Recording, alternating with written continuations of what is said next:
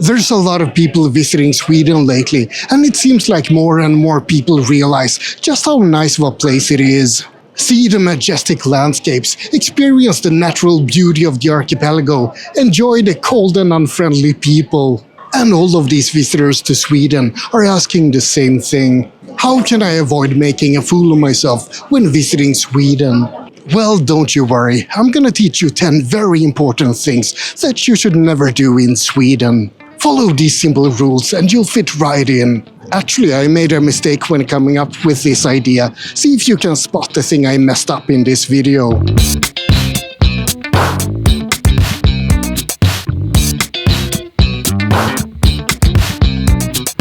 When you look for travel advice online, many people, especially Americans, tell you to learn a few phrases of the local language before you go.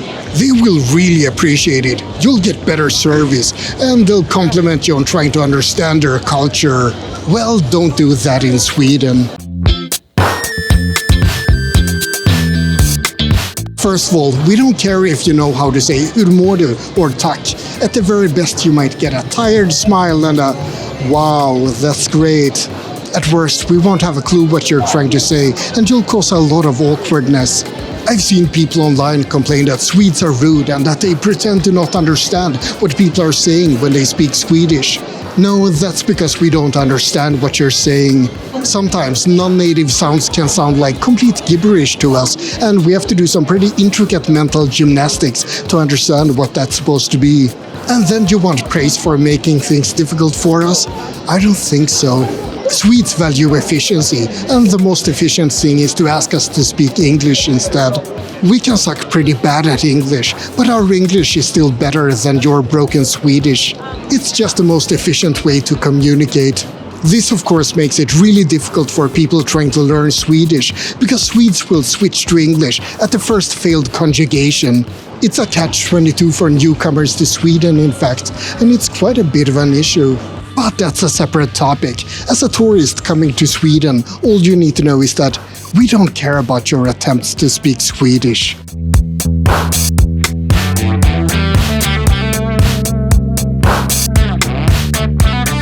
Politics is a minefield, and it's doubly so in Sweden. If you're a tourist coming to Sweden, I'm sure that you've heard a bit about Swedish issues with crime and immigration and whatnot. And maybe you have some strong political views, and maybe you feel like it's natural to chat with the locals about these views. Well, don't. First of all, even among Swedes themselves, it's a bit of a minefield to discuss politics. We have some left-wing parties, and we have some right-wing parties. But we also have an environmental party and a farmers' party. And we have a Christian conservative right-wing party, for some reason, and we also have a right-wing party who wants to kick out all the foreigners. Basically, the chance that the person you're talking to shares your exact ideologies is extremely small. It's not like in the US where you basically have two different choices. There you can accept that there's a 50-50 chance that the conversation will go sour. It's more like a 90-10 chance in Sweden, or risk I should say. That's led to a consensus among Swedes to often not discuss politics unless you're with people you feel comfortable with. So imagine what will happen if you come barging in like an elephant in an IKEA store with your foreign, even more polarized views. You might get lucky and have a really interesting conversation. But you might also be met with a typical Swedish awkwardness and end up making everyone feel uncomfortable. So just don't talk politics. Or do it very carefully.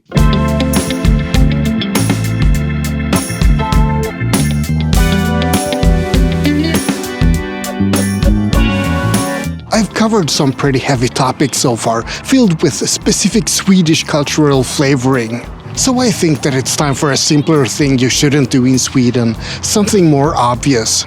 You might have noticed that Sweden is pretty clean. Stockholm is a decently sized city, but it's usually quite clean despite that. And you know what? We want to keep it that way. So when you're visiting Sweden, don't litter. Seriously, that's a pretty damn big no-no. You can find less than perfect people in every society, so of course you can find Swedes who litter. But most of us will dispose of our garbage properly, and we will separate cans from non-recyclable waste.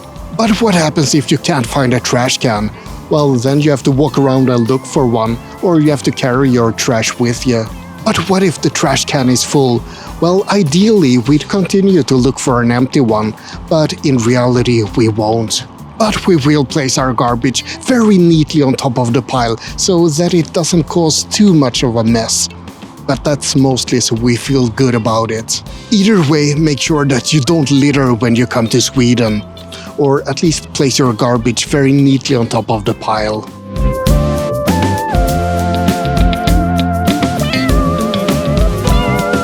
I love traveling in Southeast Asia and in Southern Europe and in the US.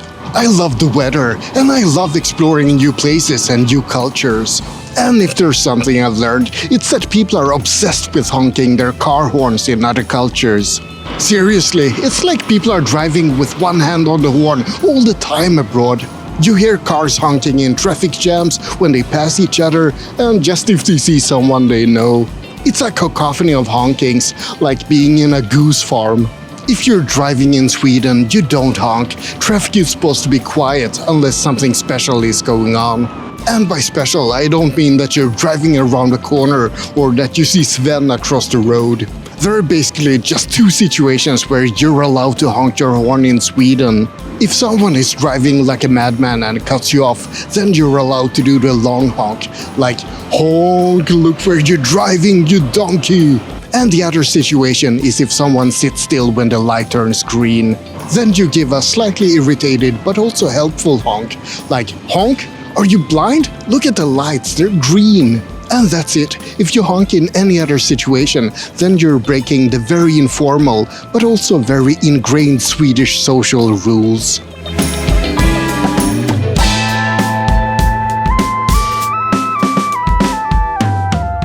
You've probably heard about black gold, Texas tea, that's of course referring to oil. Norway has a lot of oil, those bastards, but Sweden doesn't. But we have something else instead. We have the gold of the forest. The thing I'm referring to is yellow, just like gold, and it's also rare, and it's something that Swedes cherish deeply. I'm of course talking about chanterelles, the small yellow mushrooms that can be surprisingly difficult to find. Swedes use them to make chanterelle sauce, or they fry them with butter, or they use them for flavoring in stews. And probably lots of other things too. One reason that it's a beloved mushroom is that it's only available during certain times of the year. You can buy them in supermarkets a couple of months around summer, but most people prefer to pick them themselves in the woods instead. It's pretty common to go mushroom hunting in Sweden.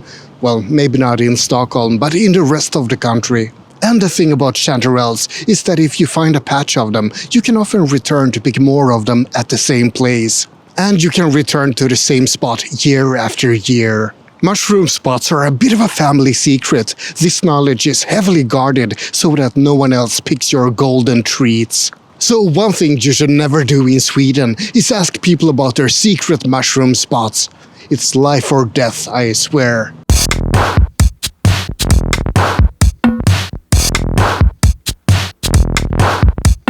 This year, I went on a road trip from the southern point of Sweden to the northern tip. It was a long trip and I drove more than 3,000 kilometers. And during this trip, I built up a burning hatred towards something. It's something that I've disliked before, but after being stuck on the road behind these slow boxes that totally block the view, I have learned to hate them even more. Caravans and mobile homes are an absolute plague on Swedish roads. They're slow and they take up the entire road, and they always choose to travel on the small, narrow, scenic roads. Which of course means that it's impossible to pass them for miles and miles and miles. So if you come to Sweden, please feel free to bring your car, but leave your caravan at home. And definitely leave your huge-ass mobile home at home. The Germans and the Dutch are especially guilty of this, so this is a point for all you people from down there. But it still goes for every nationality. Don't come to Sweden with your caravan or your mobile home. You're a complete nuisance to everyone else on the road.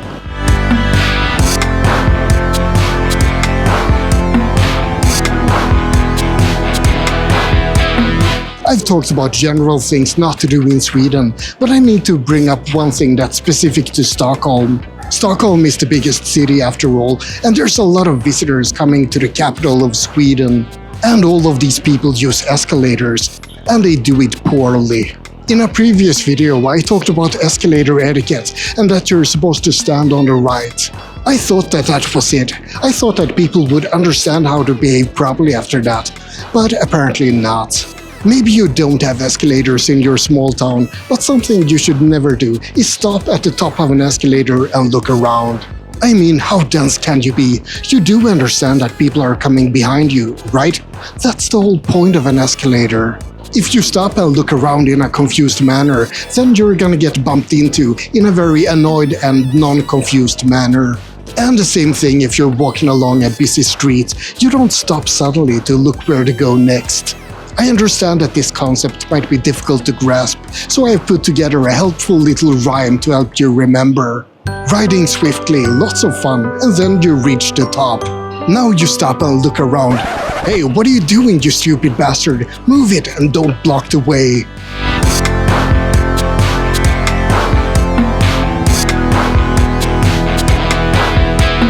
People all over the world have different ways of showing respect. In the US, people have a fetish for saying sir to everyone. Yes sir, no sir, I'll get that for you sir. It's like they're all pretending to be knights. Germans use a lot of titles instead. Ja, Herr Doktor, nein, Frau Bäckerin, and so on. And the French go around saying vous to people. That's supposed to be the formal version of you, but I don't speak French. Well, don't do that in Sweden. We have an informal society, and we don't call anyone sir unless they're a knight. Everyone is equal in Sweden, at least in theory, and that's reflected by the language as well. In fact, this is something people fought for to change. Sweden used to have a formal language where people refer to each other by titles. And if you didn't have a title, you were called ni instead. There was a huge debate in Sweden at the end of the 1800s and the beginning of the 1900s because people didn't like the segregation that this caused. And Sweden already had a perfectly usable word for addressing people, du, but that was only used for people who were very close. In the 1960s, there was a du reform in Sweden, and people started calling everyone du instead of stuck-up titles. Swedes are proud of their informal language. We've actively moved away from a formal way of addressing people. So don't expect Swedes to call you sir and Herr Doktor and things like that.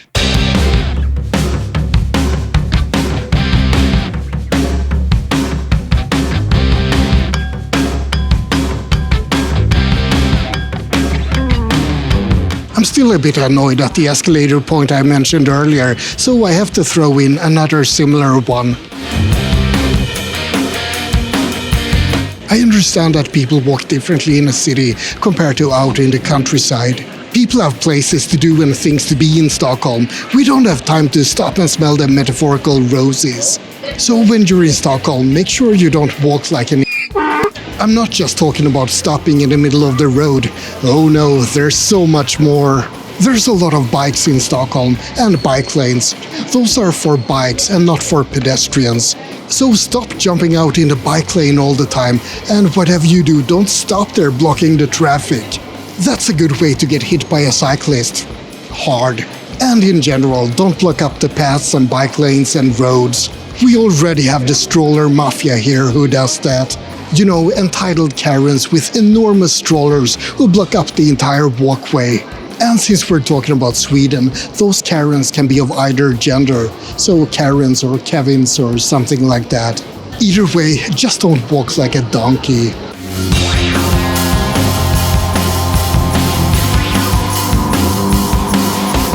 Ronnie James Dio was a famous musician, and he wasn't Swedish, but one of his songs sounds like it was written by a Swede. I'm of course referring to the song Don't Talk to Strangers. And that title really says it all. When you're in Sweden, don't talk to strangers. Other cultures might appreciate things like small talk on public transport or small talk in elevators. But in Sweden, that's an aggressive invasion of privacy. Imagine that you're a socially awkward introvert, like me, and that you want to keep your distance from everyone. You don't want to talk to anyone, and you don't want anyone to get too close. Then you're forced to ride an elevator with half a dozen of other people. Okay, sure, that's unavoidable. You'll survive. You'll just stare uncomfortably at the wall and try to avoid eye contact with anyone. Then all of a sudden, some tourist starts talking to you. Now you're stuck in a small place, you're way too close, and this tourist tries to speak with you. That's like something out of a horror movie for a Swede. Alien has nothing on being stuck in an elevator with a talkative foreigner. So whatever you do, if you visit Sweden, don't talk to strangers.